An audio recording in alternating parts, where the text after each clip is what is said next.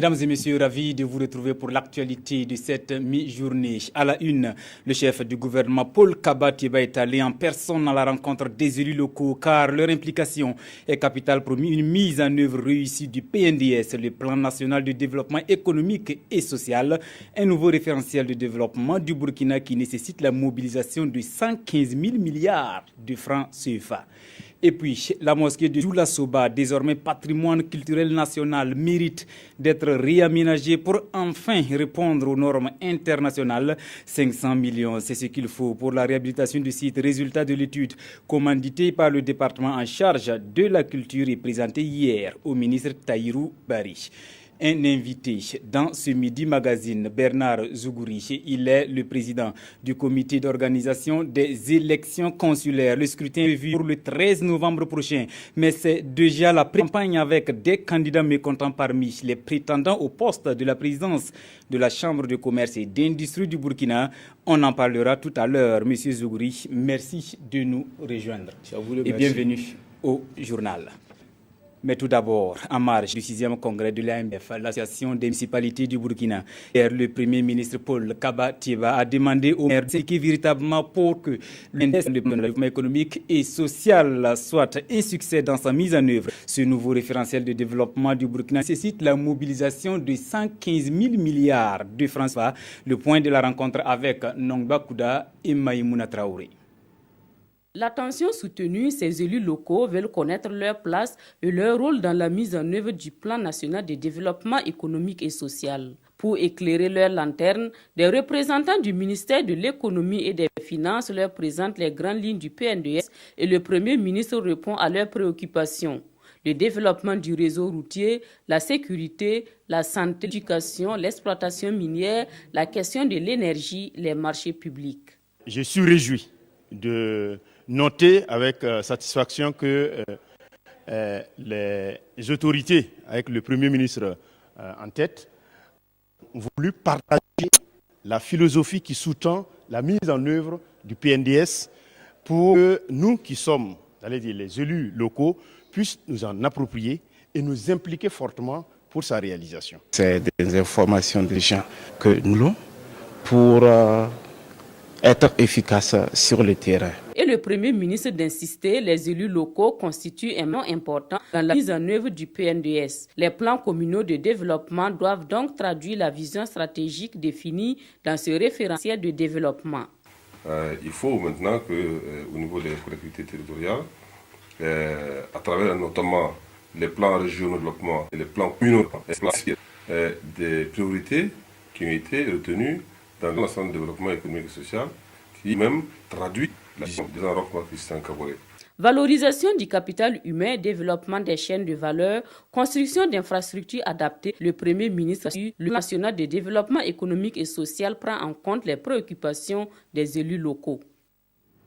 Cap sur Dori, retenu désormais que le chef de bataillon Évariste Stéphane Sommet est le nouveau commandant du 11e RIC, le régiment d'infanterie commando de Dori. La passation d'argent avec Paul-Henri Damiba, son prédécesseur, est intervenu hier en présence du commandant de la première région militaire et des autorités de la région du Sahel. Un commentaire signé Yacouba Ouedraogo et Seydou-Zon. Vous connaissez désormais le chef. Le chef bataillon Sommet Donga Évariste Stéphane ici présent. Le chef de bataillon Évariste Stéphane Sommet prend ainsi les commandes du 11e régiment des commandos de Dori. Il remplace le commandant Paul-Henri Damiba, appelé à d'autres fonctions.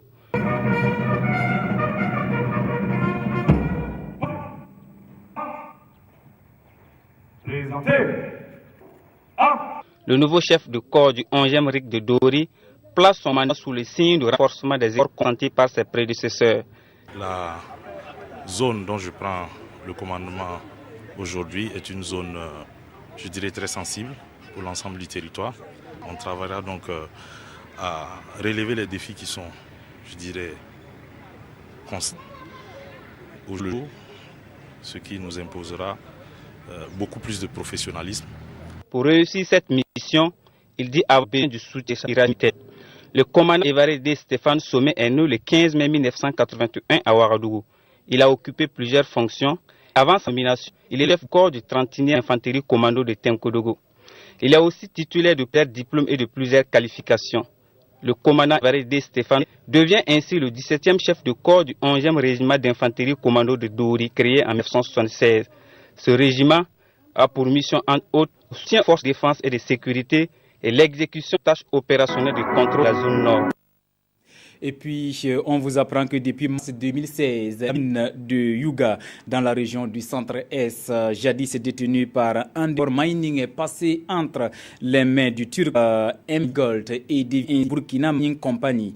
Et pour une bonne cohabitation avec les populations riveraines de la mine, le président du groupe est allé à leur entre les mains chargées. Mathias Drabo, Mohankun Dabiri. Des packs composés de vivres et de produits d'hygiène pour chacun des 5 ménages du lac Yuga et des kits scolaires pour les enfants de la même localité. Un geste qui traduit la nature de la collaboration que le président de Burkina Faso, le preneur de la mine d'or de Yuga, compte entretenir avec les populations riveraines. Depuis que mine est là, ce genre de visite-là, on n'a jamais vu. Ils viennent, mais ils ne sont jamais venus ici. Ça, là même, ça montre déjà qu'en tout cas, il y aura une franche collaboration. La responsabilité sociale de l'entreprise, le patron IH dans un point de presse, les responsables de la mine disent prévoir la construction de plusieurs infrastructures, dont un centre de formation socio-professionnelle, des retenues d'eau et des routes. On a commencé notre activité en mars. Pas des mines pour une courte durée, mais plutôt pour une longue durée qui va continuer au fur et à mesure. Et on sait très bien par rapport à nos autres mines que pour avoir une activité positive, il faut être en bon moment avec les voisins, les villages voisins. La mine d'or de Yuga, le groupe turc MNJ dit l'avoir acheté à Endeavour Mining à environ 14 milliards de francs CFA.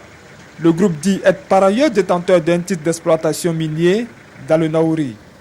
Pour l'occasion, son président a tenu à rassurer la presse qu'aucun licenciement n'a été effectué par le groupe, contrairement à ce qui se dit dans la presse.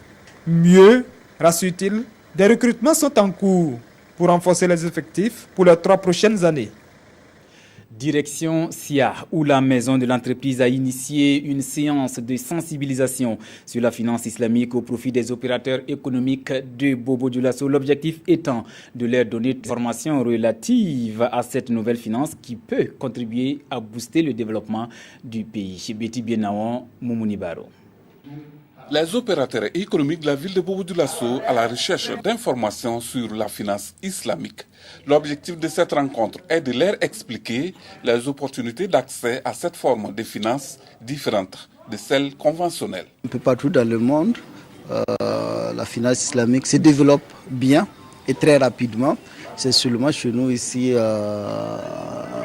dans l'espace yomois et particulièrement au Burkina, que ça ne se développe pas. Alors parce que nous n'avons pas d'informations sur la finance islamique, on pense que c'est réservé aux musulmans. Non, donc c'est pour cela la maison de l'entreprise a décidé de faire des sensibilisations pour montrer à tout le monde qu'il peut avoir accès à cette finance-là. La finance islamique intéresse bon nombre d'opérateurs économiques au Burkina Faso. On a compris que c'est un additif pour qu'on puisse financer nos activités. Puisqu'on a le financement classique, si ça vient s'ajouter, bon, ça peut être un truc d'oxygène pour nous. Je pense que c'est une innovation. Ça peut quand même amener un changement dans le monde économique. Comme toute autre institution financière, l'accès à la finance islamique nécessite le respect de certains principes, notamment l'interdiction d'investir dans des secteurs illicites, contraires à la morale islamique. Comme annoncé en début de journal, venons à présent à la page entière de ce journal avec notre invité Bernard Zougouri. Il est le président du comité d'organisation des élections consulaires. La date est connue, c'est le 13 novembre prochain, mais déjà l'ambiance est à la pré-campagne. Monsieur Zougouri, à 3 mois de ces élections consulaires, où en sommes-nous? Merci, M. Dandia. Merci de me donner l'opportunité de parler du processus qui est actuellement déclenché depuis le 1er août et suit son cours. C'est vrai que nous sommes à 3 mois des élections et aujourd'hui, nous sommes sur l'établissement des listes électorales des différentes provinces. Donc, depuis le 10, cette étape a démarré avec les inscriptions sur les listes électorales dans toutes les provinces du Burkina Faso. C'est-à-dire qu'il y a de l'engouement autour de cela. Nos équipes sont actuellement en tournée pour superviser un peu l'évolution de ces activités.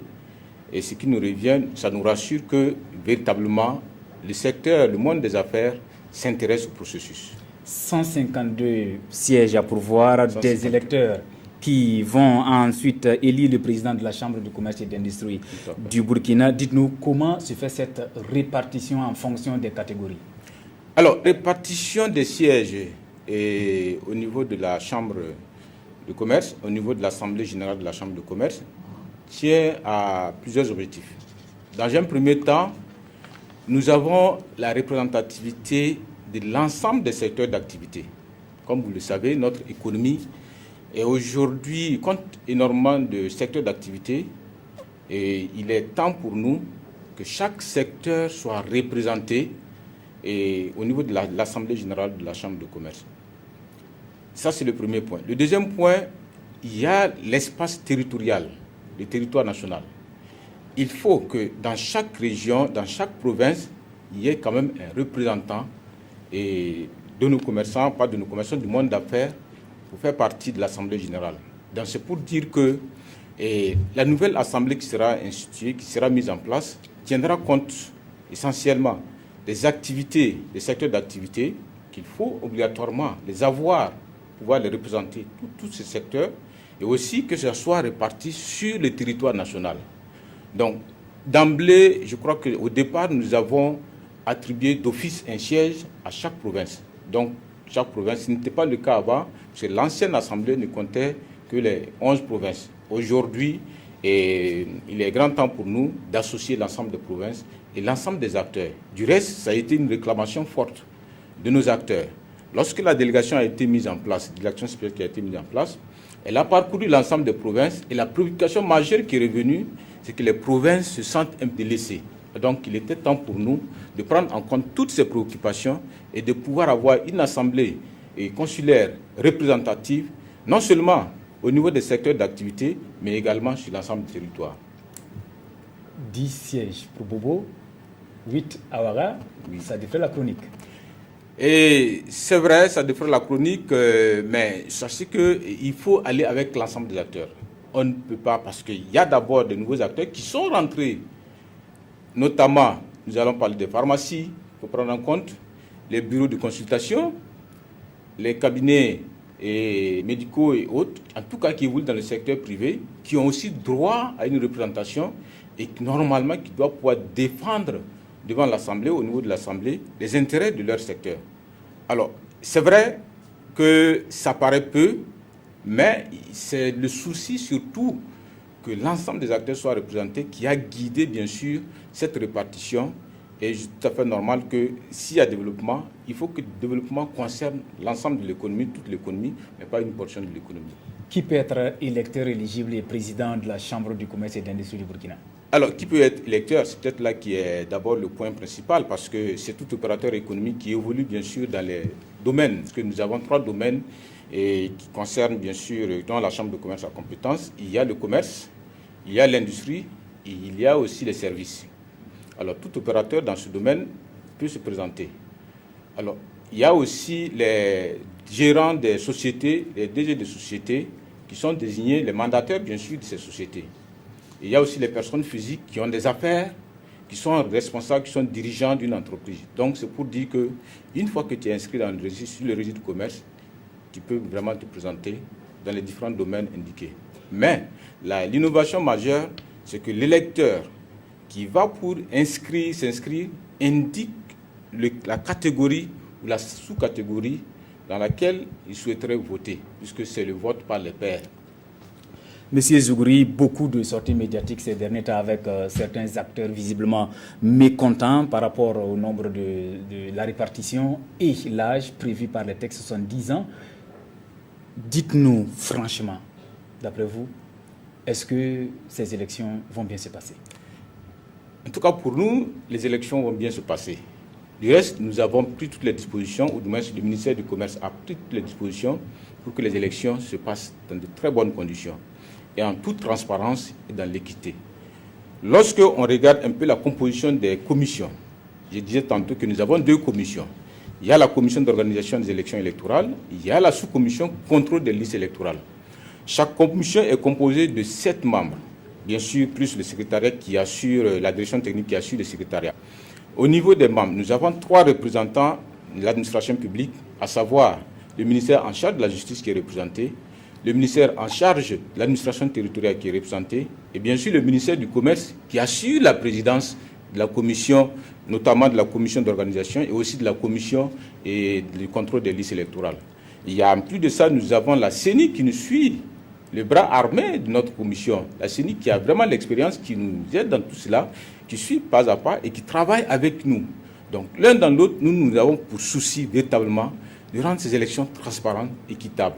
Et c'est ce souci qui nous anime aujourd'hui et nous pouvons rassurer l'ensemble des acteurs qu'ils n'ont qu'à faire confiance à la commission, ils n'ont qu'à faire confiance au ministre en charge de l'organisation et leur dire que véritablement nous allons travailler à rendre transparentes ces élections. Avant de suivre ce journal, est-ce que relire les textes, c'est ce que certains veulent? Absolument. Est-ce que c'est pensable actuellement? Et les textes ont été relus. Du reste, ça a été la mission de la délégation spéciale. Il y a eu beaucoup de concertations autour de ces textes. Il y a eu des amendements qui ont été faits. Et ce qui a d'ailleurs permis d'amener le nombre des élus de 123 qui étaient de l'Assemblée passée à 151, 152, avec l'Assemblée qui va venir. C'est pour prendre en compte, ça a pris en compte les préoccupations des uns et des autres. C'est pour dire qu'il y a eu une large concertation autour de ça. Et aujourd'hui, nous estimons que ces concertations ont déjà eu lieu et il est grand temps pour nous d'aller aux élections. C'est des œuvres humaines, certes, je le consens, mais il faut que nous allions et voir sur le terrain ce qui peut être corrigé. Mais pour l'instant, je crois qu'il n'est plus temps pour nous de perdre le temps sur des débats qui vont encore nous retarder. Du reste, nous sommes en retard. Ça fait plus d'une année que ces débats se poursuivent. Et il est grand temps pour nous qu'on se ressaisisse parce que notre économie prend le coup si véritablement on ne part pas aux élections. Merci, M. Bernard Zougouri, pour toutes ces précisions. Je rappelle que vous êtes le président du comité d'organisation des élections consulaires du 13 novembre prochain. Restez avec nous pour la suite de ce journal. Hier, les Ivoiriens du Burkina ont célébré en différé le 56e anniversaire de l'indépendance de la Côte d'Ivoire, ici à Ouagadougou. Une célébration placée sous le signe de la renaissance et de la redynamisation des relations entre Ivoiriens et Burkinabés. Reportage signé Draman Guinée.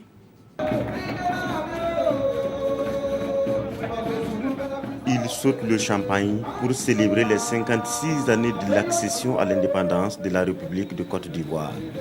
Cette commémoration en différé pour des raisons de calendrier a connu la présence de plusieurs autorités burkinabées qui témoignent d'ailleurs de la qualité des relations qui existent entre les deux pays. Les dirigeants ivoiriens et burkinabés, soucieux du raffermissement et de la consolidation des liens entre nos deux pays, entre les deux peuples, se sont unis depuis 2008 par un accord qui sonne plus comme un acte de mariage. Il s'agit du célèbre TAC, comme nous l'appelons, le traité d'amitié et de coopération dont nous venons de tenir tout récemment la 5e session. Nous avons signé beaucoup d'accords de coopération. Ça veut dire que la coopération entre la Côte d'Ivoire et le Burkina vont montrer actuellement. Et je crois que cette soirée scelle encore beaucoup plus. Nous avons été beaucoup de membres du gouvernement qui sont là, des autorités du Burkinabé, qui sont venus aux côtés de nos frères de Côte d'Ivoire pour que nous célébrions en tout cas cette amitié qui marque de bonnes relations qui existent vraiment entre nos deux pays. La renaissance et la redynamisation des relations entre la Côte d'Ivoire et le Burkina, c'est sous ce signe qu'est célébrée cette commémoration. Une occasion également pour ces invités de se familiariser avec le nouvel ambassadeur ivoirien au Burkina, Capélécien Soro. Du chitoumou encore à l'honneur à Bobo Dioulasso. Ce sont les chenilles. Pour la 12e fois, la fête dédiée à ce père se tient du 18 au 21 août sur la place des martyrs de Bobo Dioulasso. Chitoumou et changement climatique est le thème retenu pour l'édition 2016. Idrissa Warga, Siriki Milogo. Des brochettes, des boulettes, des ragoûts, bref, c'est une diversité de mets à base de chenilles de karité qui sont exposées à cette 12e édition de la fête de Chitoumou. Une fête initiée non seulement pour montrer au public les possibilités de transformation des chenilles, mais aussi pour écouler les productions. La particularité de la 12e édition, c'est la présence de l'INERA, l'Institut de recherche de Farakoba, qui est arrivé à maîtriser le cycle d'élevage des chenilles d'Icarité. Vous savez que les chenilles ne sortent qu'à la saison des pluies. Donc si l'INERA est arrivé à maîtriser le cycle de reproduction, ça veut dire que n'importe qui pourra aujourd'hui élever les chenilles, ce qui va nous permettre aujourd'hui de disposer des chenilles frais, même si ce n'est pas la période de la pluie. L'édition 2016 de la fête des chenilles met en exergue la problématique du changement climatique. C'est donc sous le thème les Chitoumou et changement climatique que les acteurs ont placé cette fête qui, en 12 années d'existence, suscite de l'engouement. Le Chitoumou, en plus de sa valeur culturelle et nutritionnelle, offre aujourd'hui d'énormes opportunités économiques pour les femmes de la localité. Et en ce sens que il permet à ces femmes-là d'augmenter, de diversifier leurs revenus. Et ce qui est toute chose qui concourt à lutter contre la malnutrition et la pauvreté. Pour les éditions à venir, les organisateurs comptent donner une envergure nationale à cet événement culturel des Hauts-Bassins. Rendez-vous en 2017 pour la 13e édition.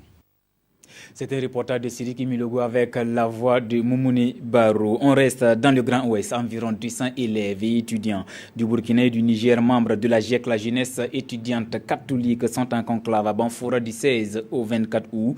Il s'agit des 40e assises nationales et du 55e conseil de la GIEC. Au menu, promotion du civisme au Burkina Faso. Le point avec Karim Ilboudo et Sanoua Christine Koulibaly.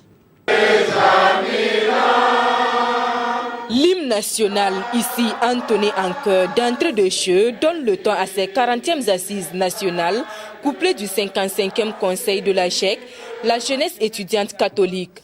Une rencontre au cours de laquelle ces G6 vont auditionner les rapports d'activité, mais aussi s'interroger sur leur contribution dans la lutte contre l'incivisme au Burkina Faso. Nous voulons sensibiliser les jeunes sur notre responsabilité à prendre pour éradiquer cet incivisme qui, la plupart du temps, est occasionné par nous-mêmes. Il s'agira de formation, de panels et de séances d'ateliers qui se tiendront 3 jours durant avant de faire place au 55e Conseil national. Évoluant tous en milieu scolaire et académique qui tentent aujourd'hui à être les terreaux de l'incivisme, le patron les a invités à être des lumières afin d'impacter leur milieu. Ces dernières années, nous avons été inquiets par la montée de l'incivisme qui est due souvent au fait des jeunes. Alors nous espérons que par la formation qu'ils vont recevoir, par les conseils qu'ils vont mettre dans leur vie, ils pourront témoigner et amener à un changement. Parce que dans les désordres, nous ne pouvons pas nous développer. Environ 200 participants venus du Burkina et du Niger prennent part à ce rendez-vous de Banfoura. Banfoura qui sera donc la capitale de la jeunesse étudiante catholique une semaine durant, et ce pour la 3e fois. Je le disais en titre, 500 millions, c'est ce qu'il faut pour réhabiliter la mosquée de Djoula Soba, désormais patrimoine culturel national. Le réaménagement consiste à améliorer le cadre pour répondre aux normes internationales. Quand on sait que cette mosquée centenaire de Djoula Soba a été classée sur la liste indicative de l'UNESCO depuis 2012. Ahadi Sandamba. Voilà à quoi va ressembler le site de la mosquée de Djoula Soba après sa réhabilitation. Ce sont là les résultats d'une étude architecturale présentée ici au ministre en charge de la culture ainsi qu'à la communauté musulmane de Bobo-Dioulasso. Vieille de plusieurs siècles, la mosquée de Djoula Soba se trouve aujourd'hui dans un état de délabrement avancé. Et en tant que patrimoine culturel, le département de la culture soutient le projet de réhabilitation à hauteur de 150 millions de francs CFA. À travers la contribution qui est donnée par le ministère, c'est un symbole, mais c'est en même temps une interpellation afin que tous les fils et toutes les filles de cette nation s'engagent résolument à apporter leur contribution. Ici, rien ne sera cassé. Il s'agira juste d'améliorer l'existant et surtout de renforcer la résistance de la bâtisse. Et le coût total du projet se lève à 500 millions de nos francs. Du côté de la communauté musulmane, des initiatives seront développées pour combler le manque à gagner. Nos opérateurs économiques de la ville ainsi que les personnes ressources, nos imams. Ils vont nous aider à récolter les fonds nécessaires pour qu'on puisse venir en aide au niveau de la réhabilitation. Dans les jours à venir, un comité de gestion de la réhabilitation et de l'aménagement de la mosquée de Djoula-Soba sera mis en place. Et les travaux devraient débuter incessamment. Mesdames et messieurs, c'était là notre version de l'actualité pour ce Midi Magazine. Merci de l'avoir suivi. L'information continue sur la RTB.